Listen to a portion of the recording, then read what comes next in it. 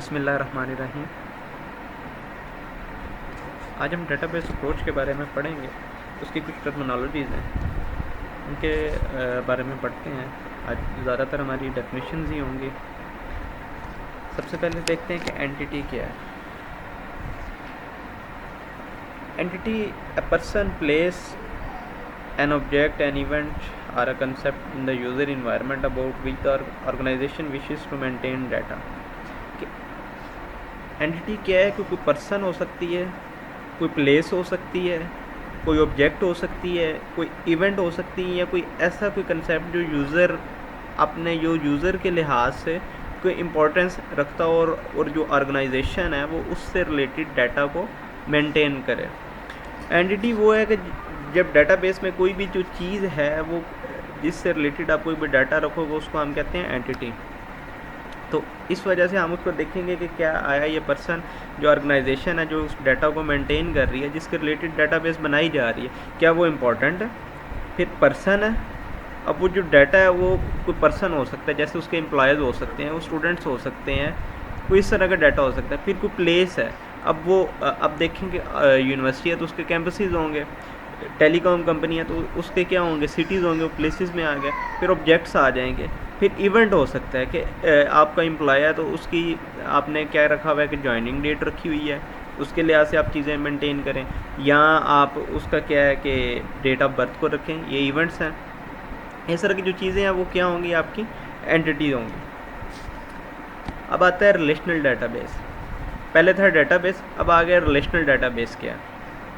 A database that represents data as a collection of tables in which all data relationships are represented by common values in related tables।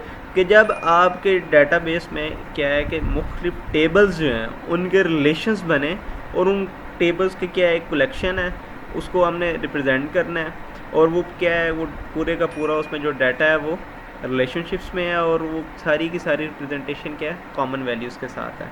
कि आपका एक table का दूसरे table के साथ link है, और वो लिंक किस तरह हम करते हैं कि प्राइमरी की या फॉरेन की, नहीं वो आगे हम जाके पढ़ेंगे प्राइमरी की क्या है, फॉरेन की क्या है। यानी एक टेबल का दूसरे टेबल के साथ रिलेशन बनाना, और ऐसे जब टेबल्स के रिलेशंस बने हुए एक डाटाबेस में तो वो क्या होगी, रिलेशनल डाटाबेस।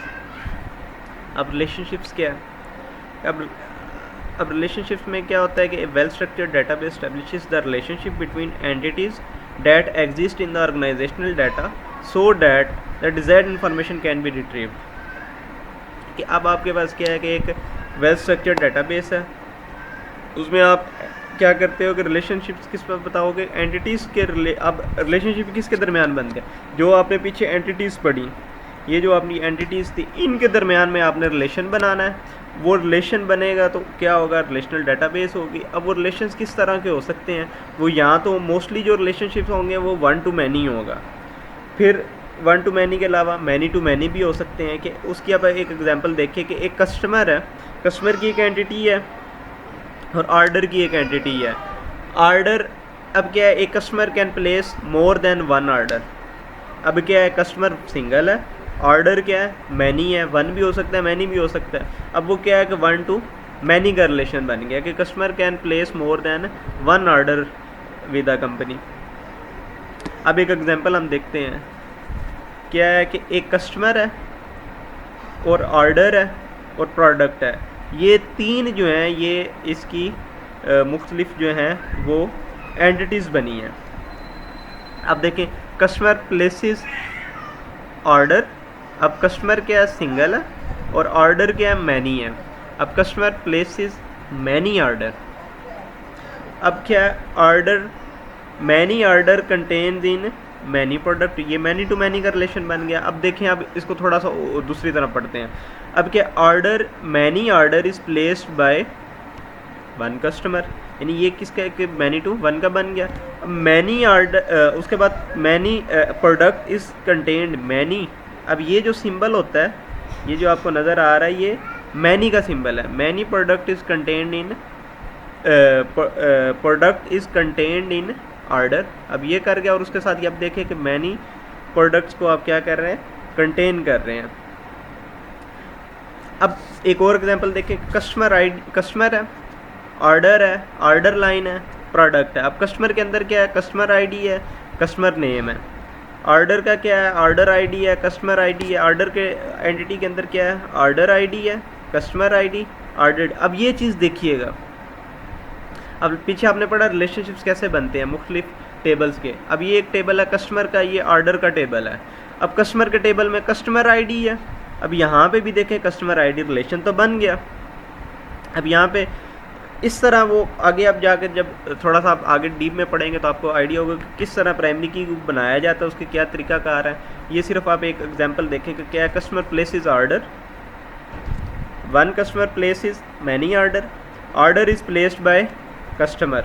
इसको आप दोनों तरह से कर सकते हैं। और फिर वो क्या है, वन टू मैनी का, कि many order place by one customer place many orders. फिर ऑर्डर कंटेन ऑर्डर लाइन।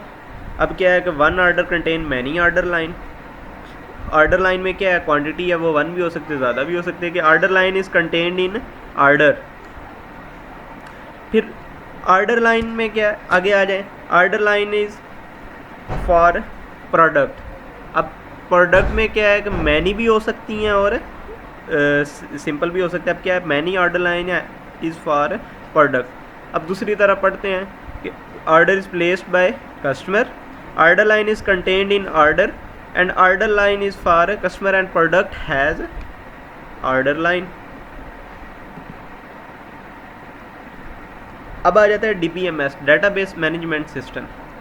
अब डेटाबेस आपने पढ़ा, अब आगे आते हैं कि डेटाबेस को जिस सॉफ्टवेयर के तहत, जिस सिस्टम के अंदर, मतलब जिस सॉफ्टवेयर के तहत हम बनाते हैं, डेवलप करते हैं, वो सारा क्या, उसको हम क्या कहते हैं, DBMS। कि software system that is used to create, maintain and provide controlled access to user databases. कि जिसके ज़रिए आप उसको क्रिएट करते हैं, मेंटेन करते हैं, या जो एक्सेस आप उससे देते हैं वो क्रिएशन की हो सकती है, डिलीशन की हो सकती है, जो भी एक्सेस है वो डेटाबेसेस को जो आप एक्सेस देते हैं उसका, उस सॉफ्टवेयर सिस्टम को हम क्या कहते हैं, DBMS। अब ये कुछ उसके DBMS हैं। ओरेकल का RDBMS है, MySQL है, माइक्रोसॉफ्ट SQL सर्वर है, माइक्रोसॉफ्ट एक्सेस है, SQLite, MongoDB। अब ये एक डायग्राम, इसमें आपको थोड़ा सा आइडिया होगा कि किस तरह एक डेटाबेस जो है वो वर्किंग कर रही है। कि सबसे पहले आपके सामने जो चीज़ आ रही होती है, जो आपको डिस्प्ले नज़र आ रहा होता है, जो आपकी स्क्रीन के ऊपर आ रहा है, उसको हम कहते हैं यूज़र इंटरफेस। अब डेटाबेस एडमिनिस्ट्रेटर जो है, जो उसको सारा डेवलप कर, जो एडमिन होता है, उसने भी जो एक्टिविटीज़ परफॉर्म करनी होती हैं, वो किसके लिहाज से जो भी करता है वो यूज़र इंटरफेस को देख के करता है। सिस्टम जो डेवलपर है वो भी, जिसने भी जो भी एक्टिविटी करनी है, तो जो भी कुछ करना होता है वो उसने यूज़र इंटरफेस को देखते हुए करना है। एंड यूज़र कि जो उस डेटाबेस को यूज़ कर रहा है, जैसे आपका सिस्टम बना दिया गया, आपका शॉप का सिस्टम बनाया गया, किसी भी चीज़ का सिस्टम बनाया गया, तो वो क्या है, उस पर जो उसको यूज़ कर रहा है वो होगा आपका एंड यूज़र। उसने भी जो कुछ भी करना है वो यूज़र इंटरफेस को देख के करना होता है। अब यूज़र इंटरफेस का क्या है, वो केस टूल्स में है, केस टूल्स को यूज़ करते हैं वो सारा होता है। फिर एप्लीकेशन प्रोग्राम है, जैसे RDBMS या इस तरह का कुछ भी है, वो क्या है, वो एप्लीकेशन प्रोग्राम आपने यूज़ किया है, उसका वो क्या है, DBMS के साथ लिंक है। यूज़र इंटरफेस भी डायरेक्ट DBMS के साथ लिंक है। अब DBMS के अंदर क्या होगी, डेटाबेस को वो ज़ाहिर बात एक्सेस करेगा। अब डेटाबेस वो आपकी कॉलेज की हो सकती है डेटाबेस। एक सिस्टम जो है वो कई डेटाबेसेस, मतलब एक आप DBMS के अंदर आप क्या है, कई डेटाबेसेस आप यूज़ कर सकते हैं। कई डेटाबेसेस के आप, एक डेवलपर है, डेवलपर के पास मुख्तलिफ ऑप्शंस आते हैं। अब वो हो सकता है किसी स्कूल का सिस्टम डेवलप कर रहा हो, किसी कॉलेज का कर रहा हो, किसी शॉप का कर रही है, यानी उसके पास डिफरेंट जो है वो डेटाबेसेस होंगे।